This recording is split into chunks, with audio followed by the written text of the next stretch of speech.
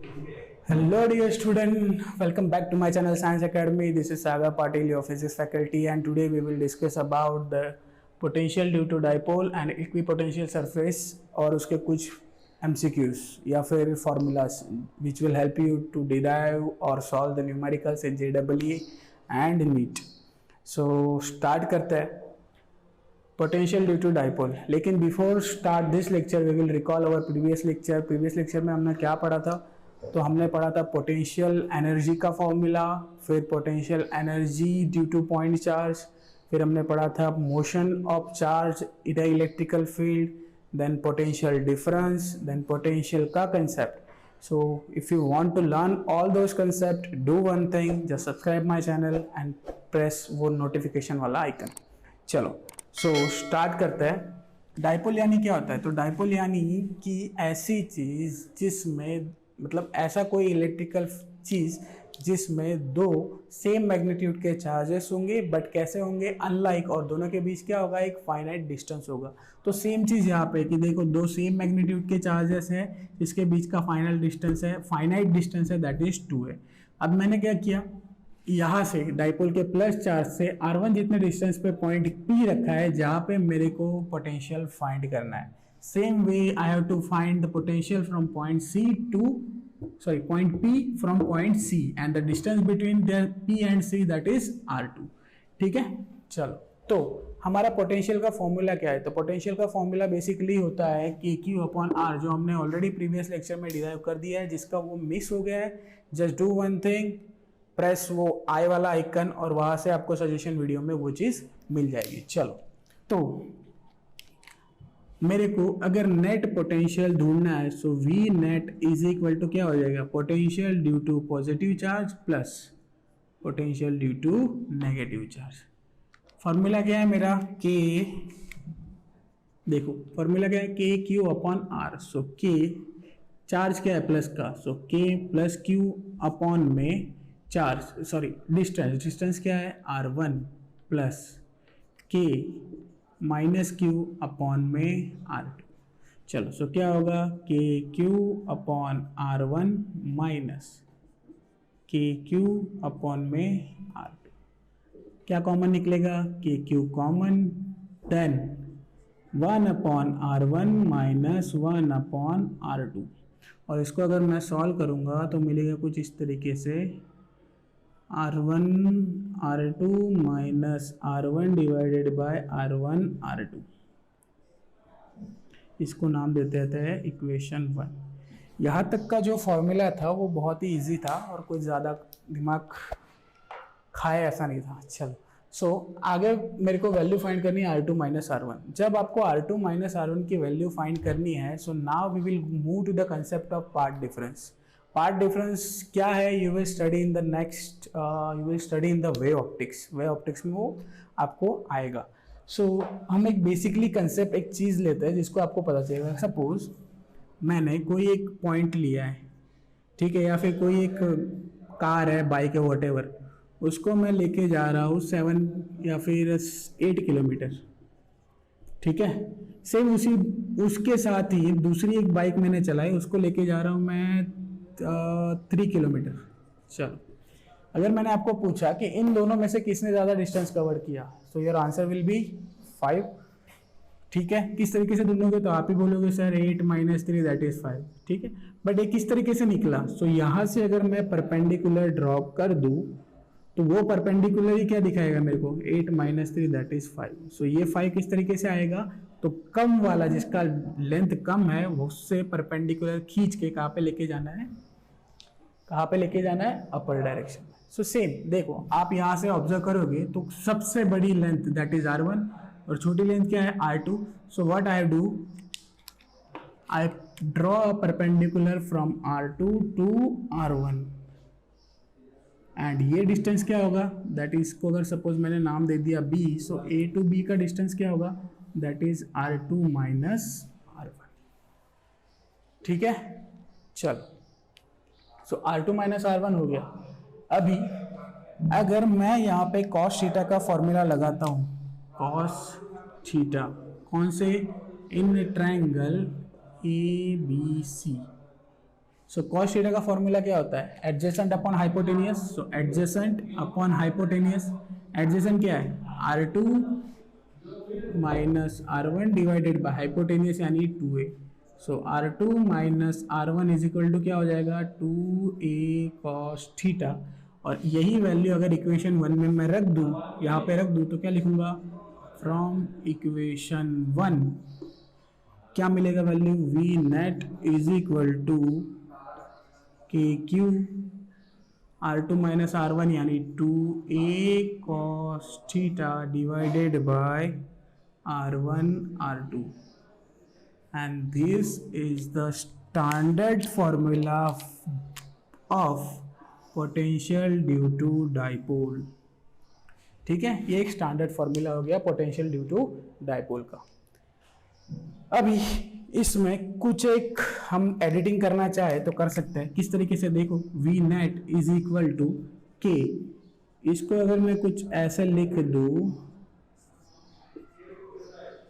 2AQ यानी क्या होता है, that is electrical dipole moment, जो हमने चैप्टर 1 में ऑलरेडी पढ़ा हुआ है. तो यहाँ पे मैं कुछ इस तरीके से लिख सकता हूँ कि P cos theta R1 upon R2. ठीक है, चलो अब थोड़ा सा कंसेप्ट को और डीप में समझते हैं. सपोज मैंने चार्ज की वैल्यू को चेंज कर दिया, तो चार्ज की वैल्यू को अगर मैंने चेंज किया तो क्या मेरा वोल्टेज चेंज होगा या फिर वोल्टेज का पोटेंशियल डिफरेंस चेंज होगा? तो your answer will be yes, change होगा. Why? Because if I change the magnitude of the charges, the magnet electrical dipole moment will be change, and because of electrical dipole moment change, the difference between these two the difference between electrical potential will be changed. The first question is solved. Second question, if suppose I took a case where R1 is equal to R2. Case 1 where I took R1 is equal to R2. R1 अगर R1 is equal to R2 लूंगा तो क्या होगा, मेरा formula will be that V net is equal to Kp cos theta upon R square. But next आप तुरंत पूछोगे कि sir R1 is equal to R2 है, दैट मीन्स यहाँ से ये डिस्टेंस, यहाँ से ये डिस्टेंस सेम है, तो इसका वोल्टेज जीरो हो जाएगा. हाँ बिल्कुल जीरो हो जाएगा. ठीक है, इसको हम कुछ दूसरी तरीके से भी समझ सकते हैं. सपोज ये चीज जीरो हो गई, दैट मीन्स कि कुछ इस तरीके से बना कि भाई ये प्लस Q, ये माइनस Q, यहाँ पे R1, यहाँ पे R2, बट दोनों इक्वल है R.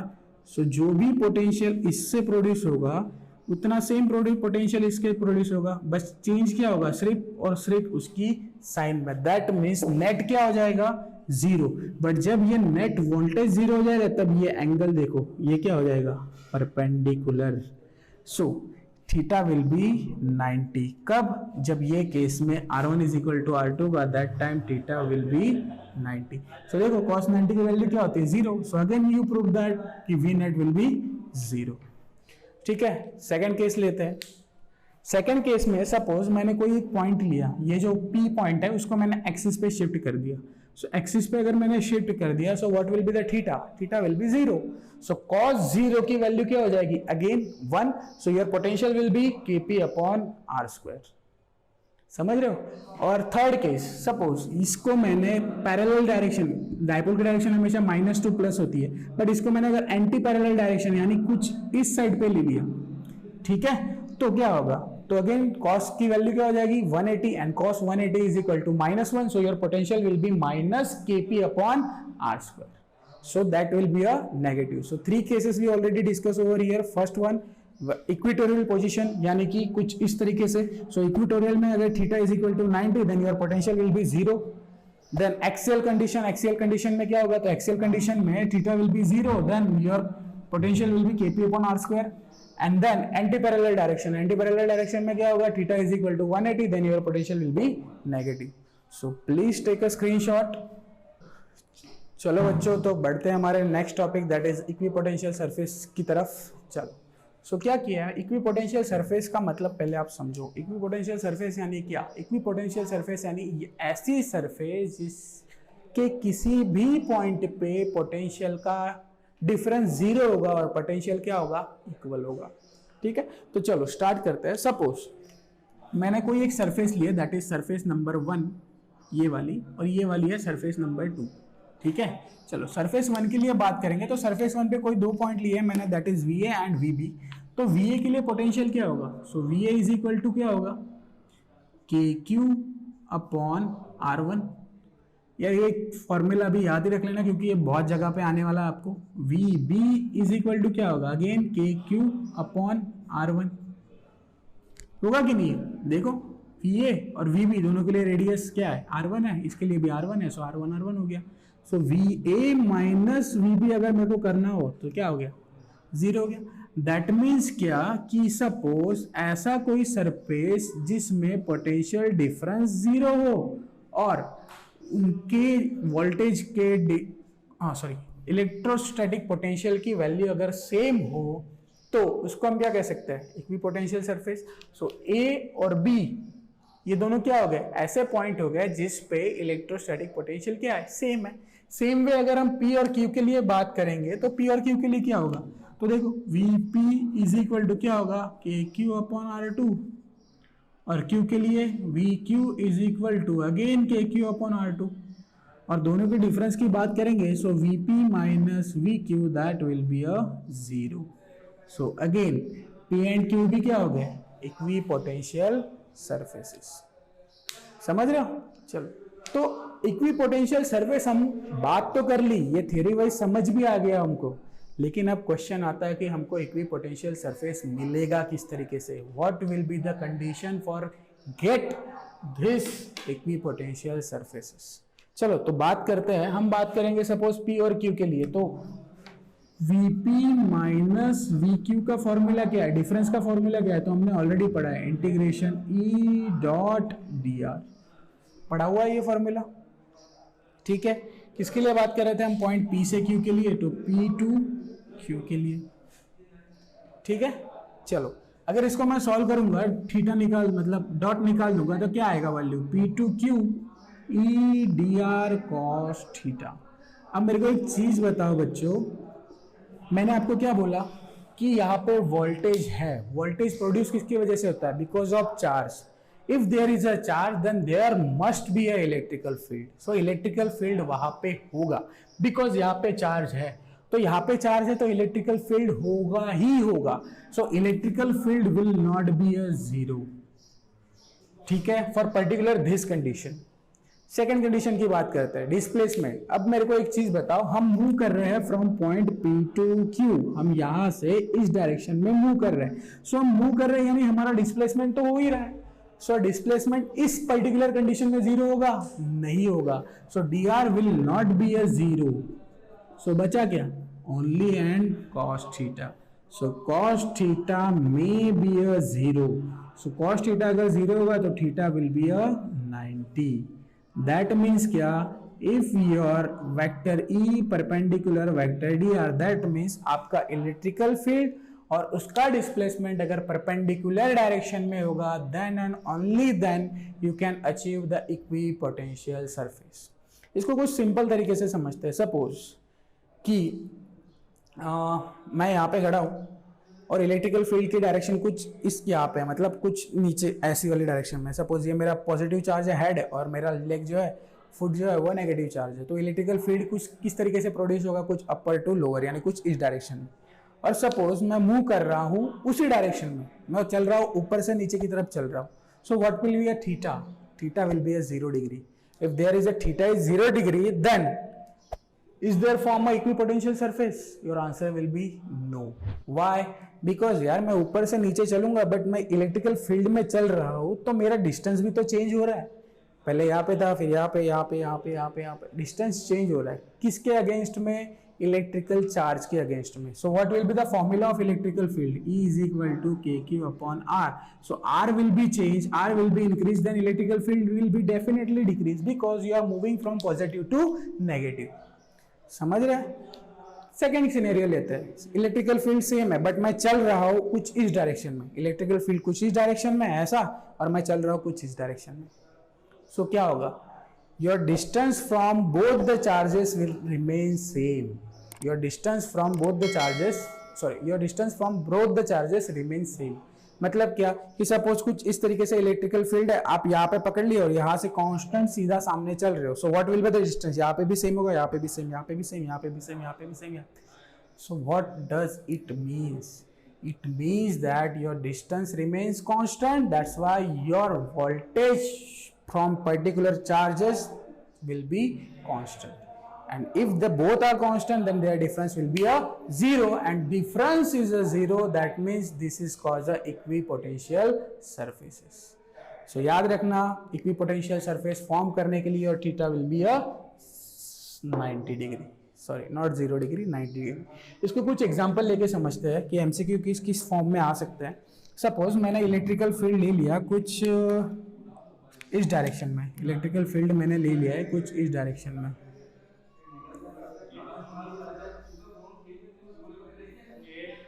ठीक है। चलो इलेक्ट्रिकल फील्ड मैंने कुछ इस डायरेक्शन में ले लिया है। अभी मैं क्या करता हूँ, 3 पॉइंट ले लेता हूँ। सपोज मैंने एक पॉइंट ले लिया that is A 0 second point ले लिया दैट सेम इसके लाइन में that is 2 0, B is equal to 2 0 और थर्ड पॉइंट लेता हूँ that is C is equal to 0 2। अब मेरे को बताओ कि इसके लिए क्या ऐसी कंडीशन होगी जो पर्टिकुलरली इसको सेटिस्फाई करेगी। ये परपेंडिकुलर होगा, ठीक है। चलो तो देखो इलेक्ट्रिकल फील्ड कुछ इस डायरेक्शन में, मतलब यहाँ पे आपका पॉजिटिव चार्ज होगा, यहाँ पे आपका नेगेटिव चार्ज होगा, मतलब you are moving from positive to negative. But ये देखो आपका डिस्प्लेसमेंट जो ए और बी के लिए हो रहा है पर्टिकुलरली वो कुछ डायरेक्शन में, that is in perpendicular direction. मतलब जो यहाँ पे जो डिस्टेंस होगा इस पर्टिकुलर चार्ज से इसका जो डिस्टेंस होगा और इस पर्टिकुलर चार्ज से इसका जो डिस्टेंस होगा that will remains constant. That means voltage is equal of A and voltage of B will be equal. So this is from a equipotential surfaces. But what is about C?